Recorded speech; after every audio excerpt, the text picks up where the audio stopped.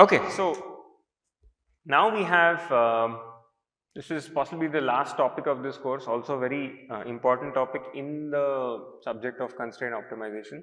Many of you may have come across these terms as you've been reading papers.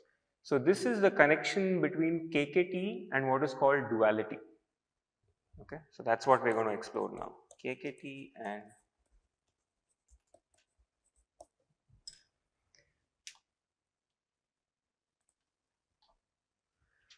this is of special significance in convex optimization, which is why a course on convex optimization would spend a lot of time on it. By the end of doing this topic, you will see why it is not as much of importance in non-convex optimization, but it's still a very important and useful concept if we want to bound things. Okay. So following our general approach, rather than start with some dry definition, we'll take some problem, work out some geometry and get some intuition before formalizing any theorem over here. Okay. So we'll take a problem, we will solve it the way that we have usually been solving it. We'll come up to some solution, right? Then I'm going to introduce an alternate way of solving this problem, which is called duality. Okay. So that's the general strategy. So let's take an example. I'm going to take an objective function which is actually quadratic. Okay, this is my function. And problem 1 is I want to minimize this. Okay.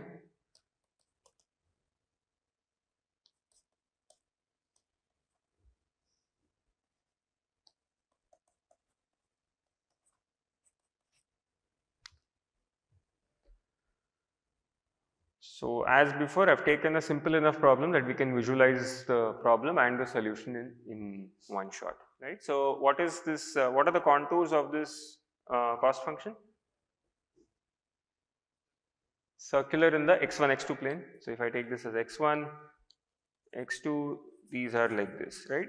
And they are increasing outwards. So in 3D, this is like a bowl, right? It's a parabolic equation.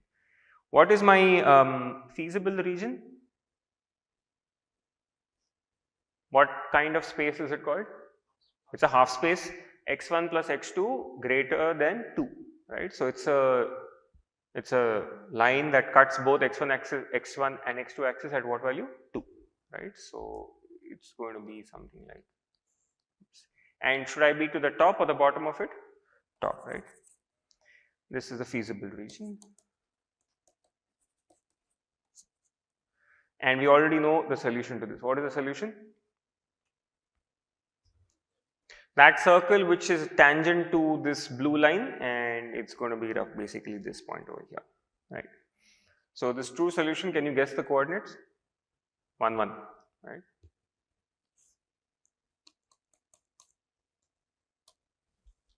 Okay. So it's nice to have a really simple problem because you can follow along the algebra very well. So if we were solving this problem using our KKT business, what would we do? First step would be to form the Lagrangian, right? So Lagrangian x comma lambda will be what? Fx minus lambda Cx. I just have one constraint, okay?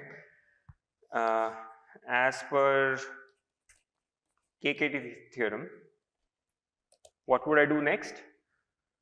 Take the gradient of the Lagrangian, okay? So grad f minus lambda grad c, and I'm going to set this equal to 0, right? What else does KKT tell me? Any condition on lambda? Lambda should be greater than or equal to 0 because it's an inequality, not an equality. Right? So lambda should be greater than or equal to 0. This is due to inequality. If it were equality, there is no constraint. Lambda can be positive or negative. And complementarity will tell me what is the complementarity condition? Lambda into c x is equal to 0. This is basically what KKT theorem tells us. So if I take the first gradient expression, grad f is going to be what? What is grad f? 4 by 5 x1 x2, right. So this is 4 by 5 x1 x2, okay, minus what is grad c? 1 1, okay.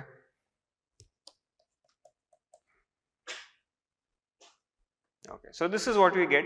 Of course, this is not good enough by itself, because I can take any value of lambda, I can take substitute, I will get some value of x1 x2, right. So for example, if I take lambda equal to 1, what do I get? I get x1 x2 is equal to 5 by 4 comma 5 by 4, right. Is this fine? On the face of it, it looks okay or no? No. What's wrong with it? Correct. But over here, if you look at c of x, it is not equal to 0. But complementarity insists that c of x should be 0, because lambda is non-zero, right. So this is not a good solution, right. I mean, you can play around a little bit more. You can see that if lambda is equal to, for example, 4 by 5, what do I get for x1 x2? 1 1, and at this point c of x is 0, right. So first order KKT conditions are satisfied. We've got our solution, okay. All right, so now this was the standard way of solving this problem. Let's see if we can solve this differently, okay. So now I need to add a page, okay, okay.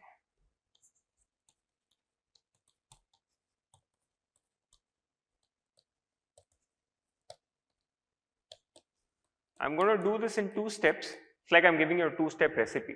So we'll just blindly follow the recipe to start with and see what it gives us, okay. Step 1, I'm going to define what is called a Lagrangian dual function.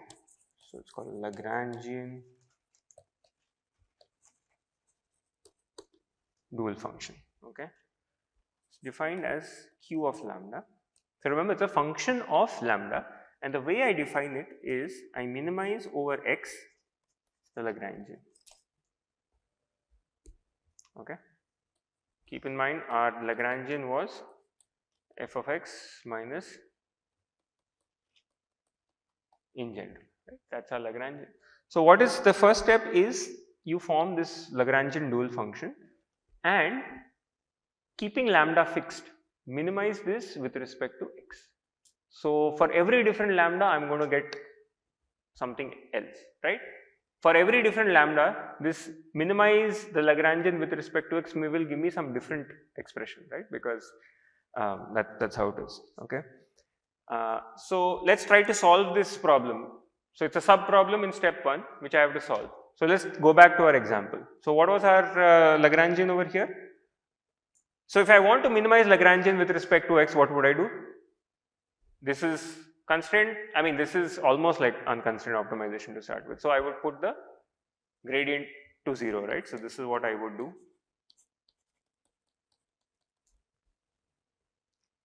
Okay. And we have already done this precise thing, so which I'm going to just write this over here. This is what I would get by setting the Lagrangian gradient to be 0, okay. Now notice that this Lagrangian dual is a function of lambda, which means what? I should eliminate x1 x2 from here, right. So from here I can basically write x1 is equal to lambda by 4, sorry 5 lambda by 4, x2 is equal to 5 lambda by 4, and I can substitute this back into my Lagrangian expression, right. So what would I do? So let's call this x star, x1 star, x2 star. Why am I writing this as x1 star, x2 star? Because this is the x1 x2 under which gradient of Lagrangian goes to 0, therefore this expression is minimized, right. So q of lambda, so q of lambda is going to be the min part I don't need to write because I've already done it. I'm left with Lagrangian, right. So Lagrangian is f of x, so 2 by 5 x1 squared x2 squared minus lambda x1 x2 star minus 2. This was my q of lambda with the optimum x. The x which minimized it is what I have put in over here, right? That is how I got rid of the min. Everyone with me on this? I got rid of the min by replacing the actual min, that is why it is a x1 star, not any x. It is that x which minimizes the Lagrangian, right? And I am going to substitute this. What kind of a function do you expect I will get in lambda? Trigonometric, exponential, quadratic? Looks like a quadratic, right? You can see, because x1 is basically 5 by 4 lambda. So, right, so this is going to be 4 by 5, x1 is equal to x2, so that is how I am going to get a 2, and 5 lambda by 4 whole squared minus lambda 10 lambda by 4 minus 2, okay, and so there is going to be minus 5 by 4 lambda squared plus 2 lambda. Okay. Before we go further, everyone agrees with this, or is there a typo somewhere? Right? This is fine. Just out of curiosity, what is the shape of this cube? It's a downward parabola. What is our immediate hint that we didn't even have to graph it? Its origin is okay, but origin I can have upward opening parabola also. When I take the second derivative, the only one term is going to survive, which is the lambda squared term, and it has a negative value, it's negative curvature. So this is a concave function, right? It passes through the origin and one more point. So, and it's downward opening, okay. So we'll just make a note, this is concave. We'll come back to this later, okay. So this was step 1. Take the Lagrangian, minimize it with respect to x. So I am left with a function in lambda.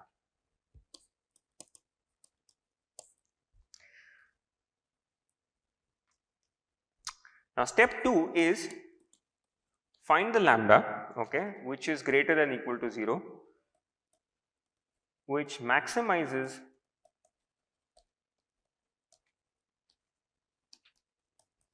q of lambda, okay.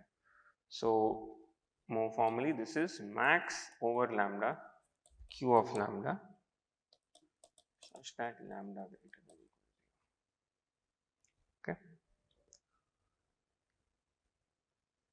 Does it make sense for me to maximize a concave function? It makes perfect sense, right? In fact, minimizing a concave function would be disastrous. So this is well defined. So to maximize this function, what can I do? I can differentiate it. Even for a maxima, the derivative should be 0, right? So I can take derivative. Here I don't have to take gradient, right? A derivative is enough because it's a scalar function, right? So what will I get? Minus 10 by 4 lambda plus 2 is equal to 0. This gives me what? Lambda star. Now this is a special star, right? This is the star that maximizes q of lambda. Lambda star is going to be equal to what? 4 by 5. Okay, and I have this relation over here for x1 and x2. So when I substitute it back, I get x1 star is equal to x2 star is equal to 5 by 4 into 4 by 5, which is equal to 1. Right? Which is the same solution as we had in the regular approach, right? So the so-called regular approach, which we did over here, taking the KKT and setting the derivative equal to 0, blah blah blah. This is what is called as it's not called the regular approach, it's called the primal approach.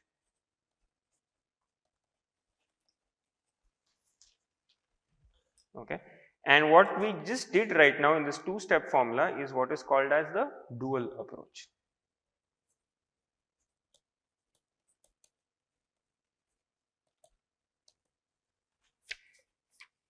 Okay. So let's just summarize this because this is very important. So So we can call it the primal approach, or we can call it the primal problem. So the primal problem is what we have been solving in this entire course, right, which is minimize f of x, where x is a variable, such that c of x is greater than or equal to 0. This is what we have been doing the entire course. So for the primal problem, there is now a dual problem, for which I have just given you a recipe without any intuition, without any proof, but we will work on that. So the dual problem is in 2 steps. The first step is form the Lagrangian dual. So how do I do that? So I called, let me write it like this. So Q of lambda is minimize over x, the Lagrangian, okay.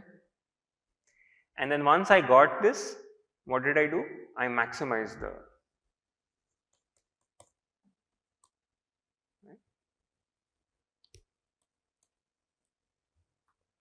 so maximize the Lagrangian dual function, okay.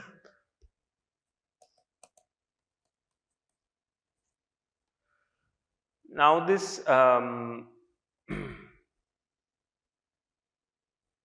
remember, this lambda greater than or equal to 0 comes for the inequalities only, right. So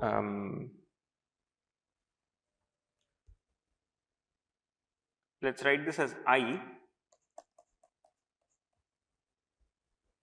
So whichever problem has any set of inequalities, those are the Lagrange multipliers which have to be kept non-negative. Okay. So this is the so-called dual problem. Okay. Now you can see that in the example that we took, the primal problem and the dual problem give the same solution, 1, 1, right.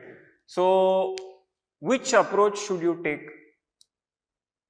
It's not at all clear, right. So this switching between 2 approaches, as it turns out, in the world of convex functions, if your function is convex, if your constraints are convex, both of them give the same solution. So this is a very big result, right. So let's just note it down. For convex problems, both give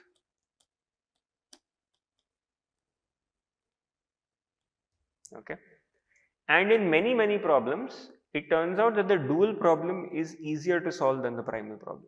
In our toy problem, both were just the same difficulty, so you can't see it. But when you come to more complicated problems, you will find that the dual problem is often much simpler to solve.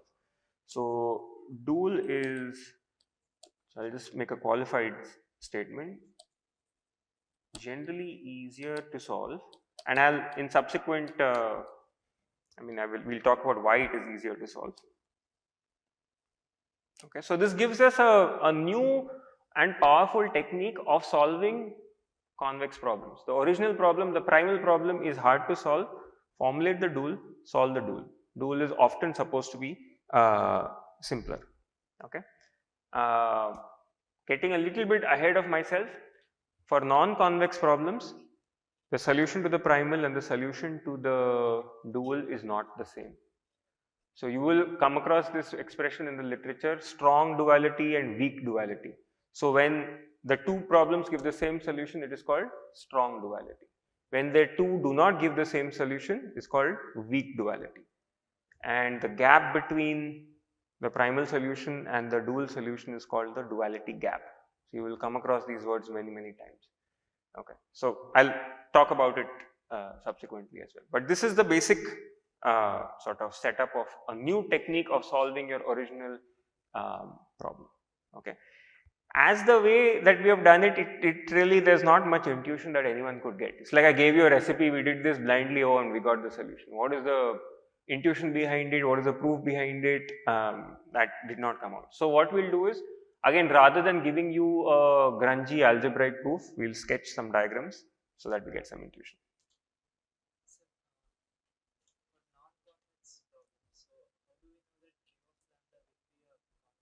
We'll prove that later. We'll prove it. We'll come to it. So before we get into proofs and properties, I want to give a geometric intuition, and then we'll prove that Q is concave. It's not very tough. Okay, so we're going to sort of give geometric intuition as to why this two-step process of the dual problem actually worked. On the face of it, it's not at all clear why it should work. So I have my f of x, just want to use the same problem, x1 squared plus x2 squared, and I had my c of x was x1 plus x2 minus 2, and I wanted this greater than or equal to 0. Okay, and this is my x1, this is my x2, right? So the feasible region over here was this. Everyone agrees, right? Now, what I'm going to do is, I'm going to create a map. We're going to go from the x1, x2 coordinates to another set of coordinates.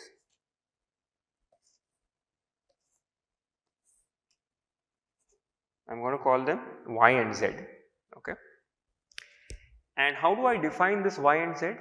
I'm going to define y and z in a very simple way. So y is going to be equal to c of x, z is going to be equal to f of x. Okay. I can do all of these tricks only in a problem of two variables, otherwise it will be impossible to sketch this.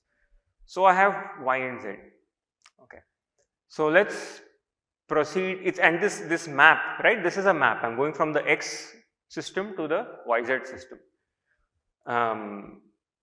Yeah, because it's not a very straightforward map, because f is quadratic, c is linear. It's not that every point is going to get mapped to a point one to one kind of a thing, right? So let's proceed step by step. So let's look at the feasible region.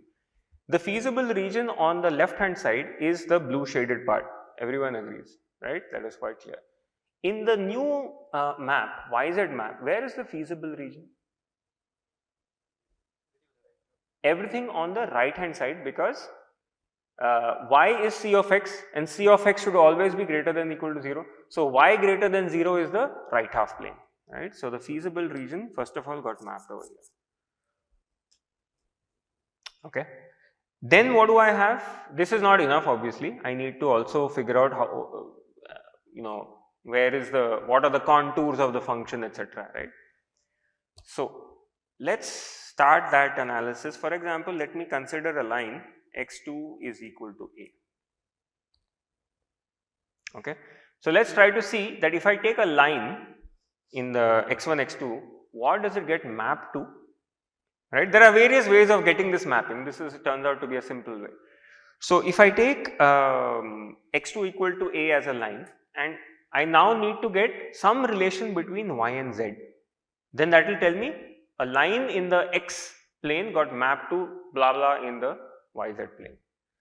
Okay, so I need a relation between between y and z. So let's proceed with that. So y is equal to x1 plus x2 minus 2, right? What is the value of x2? A. So this will become x1 plus a minus 2. What is my z? 2 by 5 x1 square plus x2 squared, right? Which is equal to 2 by 5 x1 squared plus a squared. From these two equations, is it possible for me to somehow eliminate? I want a relation between y and z so that I can make a graph in the yz plane. How would I do that?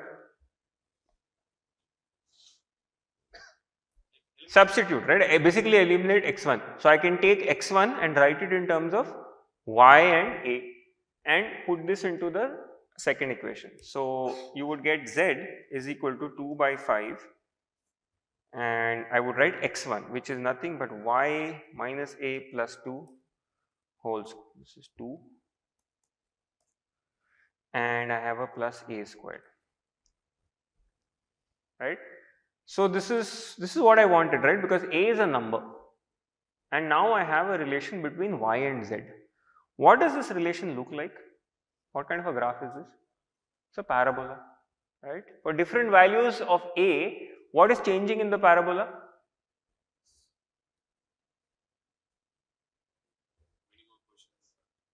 right? The lowest point of the parabola is shifting. Anything else that is shifting? The offset is also changing, right? If I take this plus a squared on the right hand side, if I take it to the left, I will have, I mean the classic equation of a parabola, it will look like this, right? Z minus 2 by 5 a squared is equal to 2 by 5 y minus a minus 2 whole squared. So when I plug in different values of a, z minus some positive quantity, right? The parabola is shifting up or down? It's always shifting up.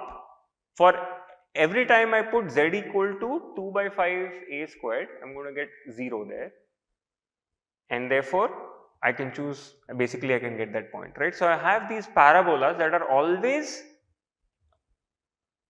I mean they're always increasing. So okay, let's take a simple value, a equal to 0. What is the equation of my parabola? Z is equal to 2 by 5 what? Y plus 2 whole squared. So this is a parabola which is, where is the center of it, or rather the lowest point of it? Minus 2 comma 0, right? So you can substitute, right? When I put y equal to minus 2, what is the value of z? 0, right? So this parabola actually looks like this.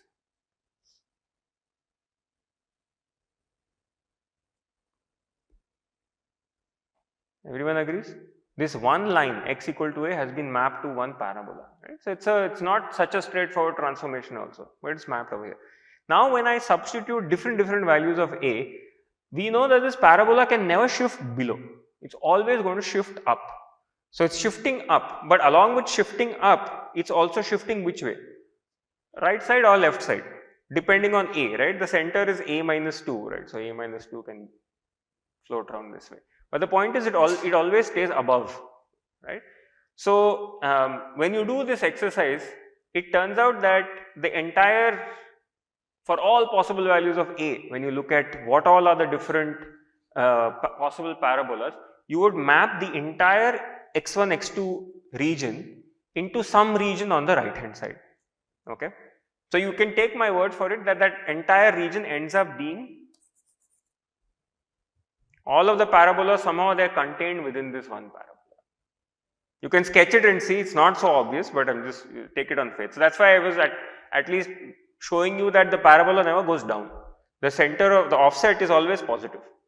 So even if I give a negative a, it's a squared by a squared into 2 by 5. It's always staying up there. So okay, so this is what the map looks like. Okay. Okay, so now let's, the geometry, is everyone clear with the geometry? Little bit you are taking on faith that everything is contained inside this upward bowl. Okay, intuitively it makes sense. Okay, so now I'm going to ask you a question that is pure geometry. Okay, so I'm going to, pardon me? A equal to this guy. This is minus 2 comma 0. You agree that this is, right, at minus 2 comma 0 passes through this equation, right? Y equal to minus 2, z equal to 0. So that's the bottom point, and then it opens up, positive curvature. Correct, because as I slide a, it also moves up, right? So all of these parabolas end up being sort of contained within this. Yeah, intuitively, because there's a squared there. Okay.